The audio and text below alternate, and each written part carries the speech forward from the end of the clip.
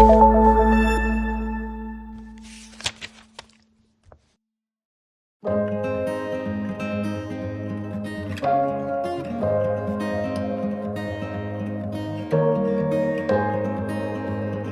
here today at the IP Awareness Summit to look at what are IP rights, what are some of the misconceptions associated with IP rights, and how do we address those misconceptions.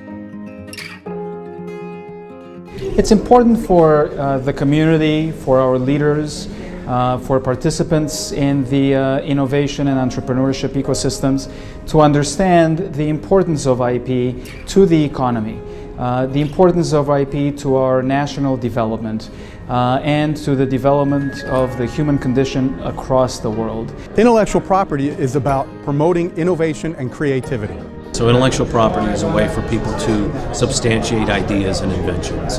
And I think having this understanding allows people to capture those ideas in a meaningful way. IP is very important to society in general. It fosters innovation and creativity.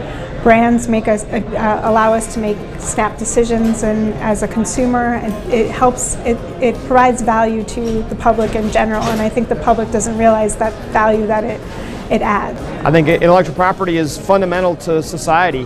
If we don't have intellectual property and rights, so many things that people work on and do to move the country, the world forward will not get done. Simple as that. One of the things that you sometimes see is people say, well, ideas aren't scarce, that you can copy it without hurting someone else, and therefore it's not true property. But that is entirely the wrong understanding of property. Property is not about protecting scarce resources or preventing people from having fights over them. It's about protecting the new valuable things that are created. Land is not a value, a farm is. Sand is not a value, but semiconductor chips are. And that's what property protects, both in the tangible realm and in the intellectual property realm. I always hear that IP theft is a victimless crime. It's something that affects, in my case with trademarks, the brands, and the brands have so much money it doesn't really affect anybody else besides that, and it does.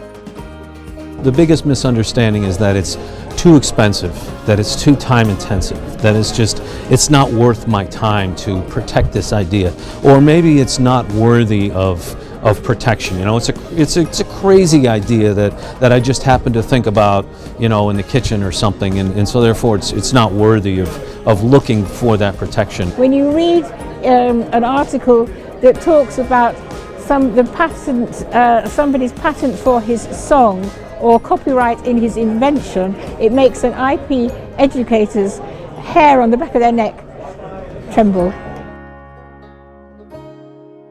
I think everybody in the country needs to understand this message. Everybody in the world. Intellectual property is fundamental to society, and we should start at school-age children and work our way up. Everybody in this world needs to know.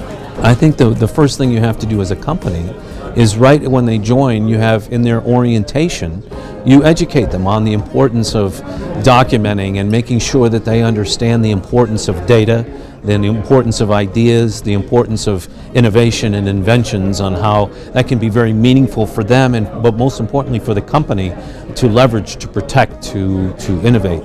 Hopefully we are at the beginning of intellectual property education coming into schools at the lowest level. In 10 years' time, I reckon, if you're a university teacher, you will automatically assume that your students will have had some encounter with intellectual property. It's very important for folks to be educated about the value of intellectual property, and by that I mean the next generation of inventors and entrepreneurs, as well as the current inventors, entrepreneurs, and leaders to understand intellectual property and the value of intellectual property.